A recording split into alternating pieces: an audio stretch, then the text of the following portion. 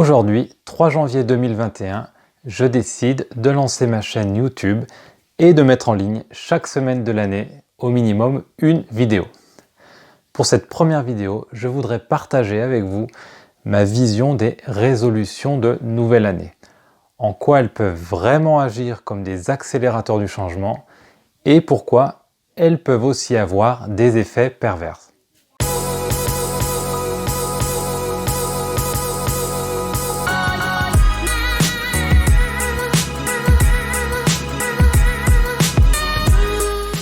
Bonjour, je suis Xavier, coach et fondateur de l'utopiste.fr. J'accompagne les personnes qui souhaitent améliorer leur relation au travail, aux autres ou à elles-mêmes, en particulier en les aidant à se mettre en mouvement et à apporter des changements bénéfiques à leur quotidien. Alors, le début de l'année est souvent l'occasion de prendre de nouvelles résolutions. Concrètement, prendre une résolution revient à se lancer dans une nouvelle aventure personnelle qui prend souvent la forme de l'adoption d'un nouveau comportement ou l'arrêt d'un comportement qui n'est plus souhaité.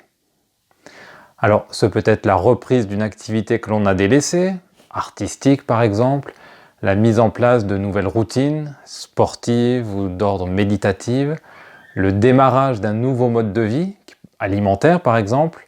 À partir d'aujourd'hui, je prends plus soin de ce que je mange, alors ça peut être bio pour certains, sans gluten pour d'autres, moins de plats préparés, etc. Ou on peut aussi avoir une résolution sous forme d'arrêt ou de limitation de comportements addictifs, tels que le tabac ou les réseaux sociaux. Alors, aujourd'hui, je voudrais partager avec vous ma résolution pour 2021. J'ai décidé de lancer ma chaîne YouTube et de publier une vidéo par semaine pendant un an, avec pour objectif de partager avec vous ma vision de la vie, mon regard sur le monde. Alors c'est un gros challenge pour moi car je me suis lancé dans ce défi il y a à peine 15 jours, alors que je n'ai jamais fait de vidéo, donc sur le plan technique je suis en train d'apprendre petit à petit.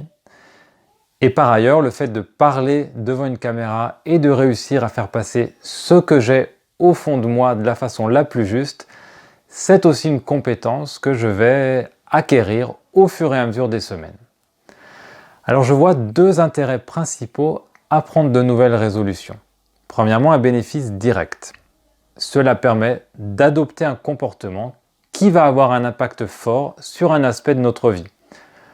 Notre relation à nous-mêmes, comme notre santé, notre relation avec les autres, ou encore notre relation au travail.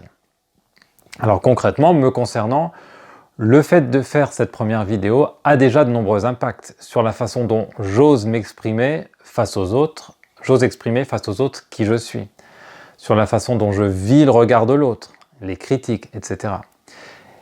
Et aussi sur des compétences plus techniques. Bon, concrètement, j'apprends à utiliser de nouveaux outils. Je vais donc progresser dans tous ces domaines et avoir la satisfaction d'observer ces progrès tout au long de l'année. Mais selon moi, le plus important réside plutôt dans le bénéfice secondaire à se lancer dans l'adoption d'une nouvelle résolution. En faisant cela, on entraîne en nous la capacité à changer, à voir les choses autrement, à sortir de son mode comportemental habituel. Alors, le fait d'entraîner cette capacité à changer va nous permettre d'augmenter notre flexibilité et va nous faciliter à exercer cette compétence du changement dans le futur, et peut-être dans un domaine tout autre. Ma résolution relative aux vidéos va d'une certaine façon me servir dans le futur à plein d'autres choses. Alors, cela peut se passer de façon consciente. J'ai conscience que j'ai réussi à accomplir cette tâche qui pour moi était compliquée, et cela m'aide à me lancer dans un nouveau défi. Mais ça peut aussi se passer de façon totalement inconsciente, une fois que cette capacité à changer sera devenue presque automatique. Alors, je vous parlais aussi d'effets pervers en introduction, de prendre de nouvelles résolutions. En effet, comme vous l'avez certainement déjà expérimenté, il arrive très souvent que l'on prenne des résolutions qu'on lâche plus ou moins rapidement. Et si on se fixe un objectif que l'on n'atteint pas, il y a forcément un risque de le vivre comme un échec.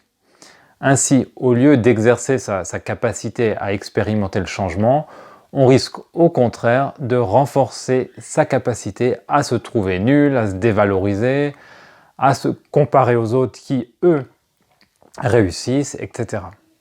Le risque est donc de renforcer sa croyance que l'on est incapable d'atteindre ses objectifs. Alors j'ai envie de partager avec vous quelques éléments qui me semblent importants pour éviter cet écueil. Premièrement, il me semble important de se fixer des objectifs qui sont vraiment prioritaires pour soi. Que ce soit dans le domaine professionnel, celui des loisirs, peu importe, quelle est ou quelles sont mes priorités. Et plus cet objectif est prioritaire, plus on le vibre vraiment de l'intérieur, plus on augmente les chances de réussite, entre guillemets. Deuxièmement, la manière de formuler sa résolution ou son objectif est également primordiale. Déjà, il me semble vraiment important de prendre le temps de formuler, si possible par écrit, et même je pense qu'il est recommandé de l'écrire, son objectif avec soin. Dans cette formulation, il est important d'être précis. Faire 2 sessions de sport de 2 heures par semaine plutôt que me remettre au sport. D'utiliser la forme positive. Cuisiner mes repas plutôt que arrêter de manger tous les midis au resto. Et enfin, il me semble important de se fixer des objectifs qui dépendent uniquement de soi.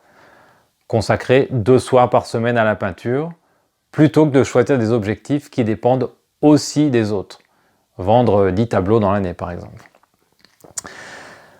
Je propose aussi de se fixer dans un premier temps les objectifs les plus beaux, les plus hauts pour soi, sans restriction, quitte à se lancer dans quelque chose qui pourrait sembler impossible.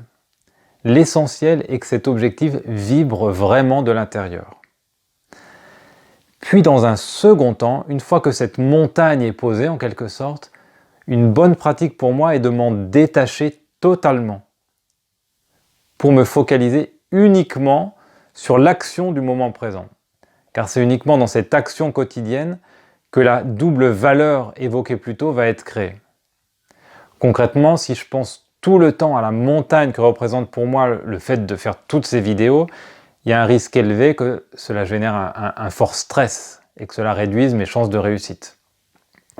Alors une image que j'aime bien pour illustrer cela, c'est celle du joueur de tennis qui, pour gagner un tournoi, n'a qu'une seule et unique chose à faire, c'est se focaliser uniquement sur l'échange en cours, plutôt que sur l'objectif final.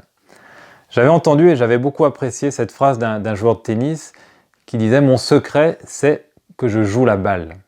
Sous-entendu, la balle en cours.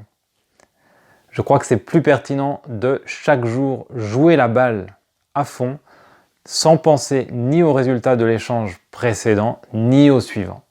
Plutôt que de passer son temps à rêver de gagner ou avoir peur de perdre.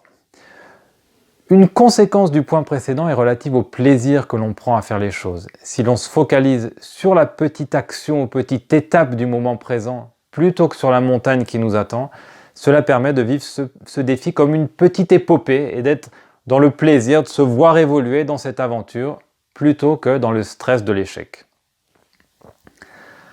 Bon, et que se passe-t-il alors si au bout d'une semaine, d'un mois ou 6 mois, on revoit à la baisse notre objectif ou pire, on arrête, on lâche totalement notre bonne résolution?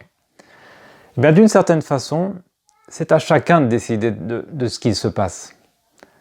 J'avais un objectif, je suis incapable de le tenir, je ne progresserai jamais. C'est un choix de le vivre comme cela. Mais il en existe d'autres. On pourrait aussi se dire que si on lâche, eh bien, il ne se passe absolument rien. On a appris de nouvelles compétences, on a développé cette flexibilité comportementale, on a pris un certain plaisir, et peut-être que maintenant, on a envie ou besoin de passer à autre chose. Peut-être que c'est autre chose qui devient maintenant prioritaire. Alors l'idée en disant cela, c'est pas de lâcher l'action à la première difficulté, mais c'est plutôt de lâcher l'enjeu à la première réussite. Finalement, se dire que si on arrête, tout est OK, n'est-ce pas la meilleure façon d'être totalement engagé dans l'action? Quand on ne pose pas un enjeu en début de partie, il n'y a pas d'échec possible à la fin. Et si la vie n'était qu'un jeu dont le but était de jouer?